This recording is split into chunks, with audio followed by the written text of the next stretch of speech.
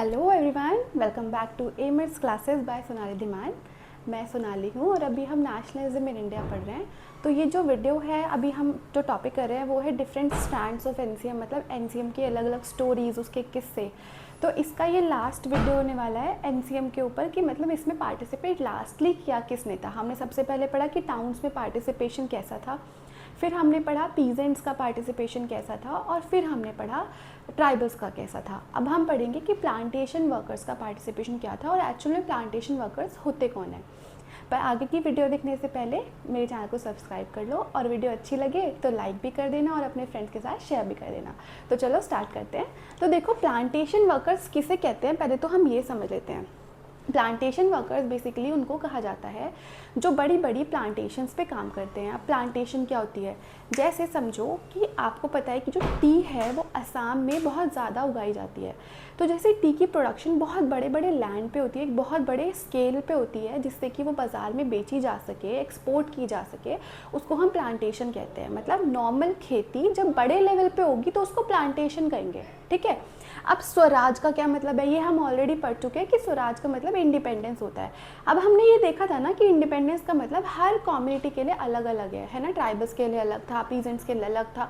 तो plantation workers मतलब कि वो जो असम में टी प्लांटेशंस हैं उनके अंदर जो लोग काम कर रहे हैं उनके लिए इंडिपेंडेंस का क्या मतलब है, मतलब वो इंडिपेंडेंस को कैसे देखते हैं, कैसे इंडिपेंडेंस उनको मिलेगी। तो ये देखते हैं बाबू। इसको समझने से पहले ना एक चीज़ समझ लेते हैं। देखो, एक ना एक्ट पास किया गया था। एक्ट मतलब कि एक रूल लाया गया था इन 1859 जिसका नाम था इनलैंड इमिग्रेशन एक्ट। ये याद रखना, ईयर भी इम्पॉर्टेंट है, आपके क्वेश्चंस में आ सकता है, बोर्ड के एग्जाम में आने के चांसेस बहुत हाई रहते हैं और एमसीक्यू में तो आएगा ही आएगा, ठीक है। और अभी ना मैं एक सीरीज़ ऐसी भी लाने वाली हूँ शॉर्ट्स के थ्रू, जिसमें सारी में डेट्स, हर चैप्टर से रिलेटेड जो इंपॉर्टेंट डेट्स हैं वो आपको मैं करा दूंगी। तो याद रखना, 1859 में इनलैंड इमिग्रेशन एक्ट आया था। अब प्लांटेशन वर्कर्स को इनलैंड इमिग्रेशन एक्ट से क्या दिक्कत है, समझो कि इनलैंड इमिग्रेशन एक्ट में ना एक रूल लाया गया कि जो प्लांटेशन वर्कर्स हैं वो बिना ब्रिटिशर्स की परमिशन के अपने घर नहीं जा सकते। मतलब कि वो जो लोग असम में काम कर रहे हैं वो असम के लोग नहीं हैं, वो पूरे इंडिया में कहीं के भी लोग हैं, जैसे तमिलनाडु से हैं, उत्तर प्रदेश से हैं, जो गरीब स्टेट्स उस टाइम पे थी वहाँ से वो लोग हैं। वो लोग वहाँ पे काम करने के लिए गए हैं, ठीक है। अब उनको कहा कि आप अपने घर नहीं जा सकते, आपको अगर घर जाना है तो आप पहले परमिशन लो। पर उनको ये परमिशन दी नहीं जाती थी, this permission was rarely given. तो जब उनको परमिशन ही नहीं दी जा रही है तो वो घर कैसे जाएंगे। अब आपको उनकी प्रॉब्लम शायद थोड़ी थोड़ी समझ आ रही होगी कि भाई उन्हें घर जाना है, ठीक है, उनको घर नहीं जाने दिया जा रहा, उनको घर जाना है। अब जब उनको घर जाना था तो जब ये उनको लगा कि गांधी राज आ गया है और प्लांटेशन वर्कर्स के लिए स्वराज का क्या मतलब है कि भाई अपने घर चले जाओ। वो जो कन्फाइंड स्पेस है ना, कन्फाइंड मतलब वो जो जगह है जहाँ पे उनको बांधा गया है, वहाँ से वो बेचारे निकल के अपने घर चले जाएं, ये था उनके लिए स्वराज का मतलब। तो आई थिंक आपको प्रॉब्लम क्लियर हुई होगी कि इनलैंड इमिग्रेशन एक्ट में उनको कहा गया कि आप घर नहीं जा सकते, परमिशन लेके घर जाओ। और परमिशन ब्रिटिशर्स दे नहीं रहे, कह रहे यहीं पे सड़ो मरो, यहीं पे काम करते रहो, कोई आपको घर नहीं जाने दिया जा रहा। अब जब एनसीएम आया, उन्होंने गांधी का नाम सुना, उनको लगा कि सबको फ्रीडम मिल रही है, तो उनको लगा कि अब तो भाई हम अपने इस कन्फाइंड स्पेस से अपने घर चले जाएंगे, ठीक है। लेकिन क्या हुआ, जब वो वहाँ से गए, वो रेलवे स्टेशन तक पहुँचे, वहाँ पे पता चला कि स्ट्राइक चल रही है, ठीक है। स्ट्राइक चल रही है मतलब ऑलरेडी आप देख रहे थे ना कि सब कुछ बॉयकॉट कर रखा है, रेलवेज वगैरह सब कुछ बंद कर रखा है। तो रेलवेज़ में स्ट्राइक चल रही थी, वो बेचारे अपने घर जाएंगे कैसे। इतने में क्या हुआ, वहाँ पे पुलिस आ गई, उनको पीटा और वो बेचारे वापस से वहीं पे चले गए जहाँ पे वो काम कर रहे थे।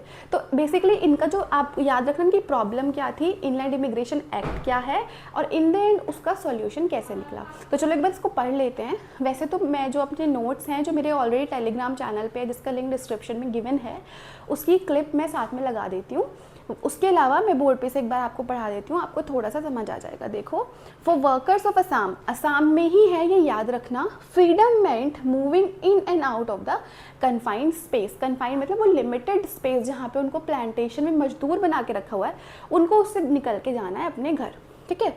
इनलैंड इमिग्रेशन एक्ट कब आया था, 1859। याद रखना क्या है कि आप अपने घर नहीं जा सकते हो, प्लांटेशन वर्कर्स, आपको यहीं रहना है, घर जाओगे परमिशन लेके जाओ, और परमिशन कोई नहीं दे रहा उनको, ठीक है। When they heard of NCM, जब उनको सुनाई दिया कि ये NCM मूवमेंट गांधी जी ने लॉन्च कर लिया है, thousands of them left वो सारे वहाँ से छोड़ के चले गए। एक अफवाह और फैली थी कि अब गांधी राज आ गया है, गांधी कोई बहुत अच्छा इंसान है, उसका रूल आ गया है और अब क्या है सबको अपने गांव में ज़मीनें मिलेंगी, तो यहाँ पे काम करने की वैसे भी नीड नहीं है, वो तो बेचारे वहाँ काम करने आए थे, तो काम करने की तो नीड है ही नहीं वहाँ पे, तो उन्होंने सोचा कि यहाँ से चले जाते हैं, ठीक है। But never reach there destination, वो कभी अपनी डेस्टिनेशन पे पहुँच नहीं पाए। मैंने आपको बता दिया क्यों नहीं पहुँच पाए, क्योंकि रेलवेज़ की स्ट्राइक चल रही थी, उनको ये चीज़ पता नहीं थी, वहाँ पे पुलिस आई, उनको पीटा और इवेंचुअली क्या हुआ, वो वापस चले गए। तो देखो आप ना एक चीज़ समझो इस चीज़ में, टाउन्स में फेलियर हो गया, हमने पढ़ा, पीजेंट्स का फेलियर हो गया, हमने पढ़ा, देन ट्राइबल्स का जो मूवमेंट था वो फेल हो गया, और अब प्लांटेशन वर्कर्स ने भी कैसे रिएक्ट किया, फिर उनका मूवमेंट भी इवेंचुअली फेल। तो एनसीएम है ना, वो मूवमेंट पूरी तरह से फेल हो गया है। उसके फेलियर का रीज़न हम पहले पढ़ चुके हैं ऑलरेडी। जैसे आप ना अगर तो आपके ये क्वेश्चन आता है कि what was the failure of NCM, तो आप इसको अगर तो बड़ा आता है, लेट्स सपोज कि आपका 5 मार्क में आ रहा है या 3 मार्क में आ रहा है, तो आपको कैसे लिखना है आप ये समझ लो। आप लिखोगे कि टाउन्स में फेलियर हो गया था क्योंकि खादी एक्सपेंसिव थी, ऑल्टरनेट इंस्टीट्यूशंस नहीं खुले, तो वो बाइकॉट वाला प्रोग्राम तो वहीं पे फेल हो गया, पहला पॉइंट। दूसरा पॉइंट आप इसमें लिखेंगे कि जो पीजेंट्स थे उन्होंने वायलेंटली बिहेव किया है ना, उन्होंने ताल्लुकदार और लैंडलॉर्ड के घरों पे अटैक कर दिया, और सारी किसके नाम पे हो रही हैं चीज़ें, गांधी के नाम पे, तो गांधी ने तो उनसे सपोर्ट वैसे ही वापस ले लिया। तीसरा ट्राइबल्स, वहाँ पे उनका जो लीडर था, आपने देखा अलूरी सीताराम राजू, वो जो टैक्टिक्स यूज़ कर रहे थे, जो तरीके यूज़ कर रहे थे वॉर लड़ने के, वो थे गुरेला वॉरफेयर, और वो बहुत गलत है क्योंकि गुरेला वॉरफेयर तो वायलेंट है, और गांधी ने वहाँ से भी अपना सपोर्ट वापस ले लिया। अब बच्चा प्लांटेशन वर्कर्स, वो तो बेचारे खुद ही पिट के वापस आ गए थे, है ना, उनका तो मूवमेंट स्टार्ट होने से पहले ख़त्म हो गया था, उनका कुछ था ही नहीं है सच, उनकी बस एक स्टोरी है। तो आप ये चारों पॉइंट लिख सकते हैं। लास्टली ये वाला लिखना बहुत ज़रूरी है, अगर तो 2 मार्क में आता है तो आपको ये ही बताना है, और अगर आपको 1 मार्क में एमसीक्यू भी पूछा जाता है तो आपको ये ही याद रखना है कि एनसीएम का मेन रीज़न क्या था फेलियर का। तो एनसीएम के फेलियर का मेन रीज़न था बाबू कि वो चौरी चौरा इंसिडेंट, एक वहाँ पे चौरी चौरा था, चौरी चौरा एक जगह है गोरखपुर में, गोरखपुर यूपी में एक सिटी है, तो वहाँ पे क्या हुआ बाबू कि ना प्रोटेस्ट चल रहा था, ठीक है, नॉर्मल लोगों का प्रोटेस्ट चल रहा था, वो पीसफुल प्रोटेस्ट था, पुलिस आई, उन्होंने उस पीसफुल प्रोटेस्ट के ऊपर अटैक कर दिया। अब जब लोग तब तक तो पीसफुल थे, लेकिन जब उनके ऊपर अटैक हुआ वो वायलेंट हो गए, और जब वो वायलेंट हुए ना तो उन्होंने क्या किया, वहाँ के एक पुलिस स्टेशन में आग लगा दी, और वहाँ पे 22 पुलिसमैन मर गए, ठीक है। अब इतना ज़्यादा भयंकर सीन हो गया, जैसे आपको याद है जलियांवाला बाग इंसिडेंट हुआ, रॉलेट सत्याग्रह ख़त्म कर दिया गया। एनसीएम में एक पुलिस स्टेशन पे आग लगा दी गई, और वैसे भी मूवमेंट आप देख रहे हो हर जगह सक्सेसफुल नहीं हो रहा है, तो गांधी जी ने यहाँ पे इस पर हॉल्ट लगा दिया। हॉल्ट मतलब यहाँ पे इस मूवमेंट को ख़त्म कर दिया गया। तो अगर आपसे पूछा जाए कि आखिरी मतलब क्या ऐसा हुआ कि एनसीएम बिल्कुल ख़त्म कर दिया गया, तो आप याद रखना Chauri Chaura incident of 1922 where peaceful protest convert into violent clashes with police, and police station में आग लगा दी गई, 22 पुलिसमैन डाइड देयर। तो यहाँ पे एनसीएम का इस तरह से फेलियर हो गया। तो आई होप आपको ये वीडियो अच्छी लगी होगी, अगर लगी है तो प्लीज़ लाइक कर दो, शेयर कर दो, सब्सक्राइब कर दो। तो ओके, बाय।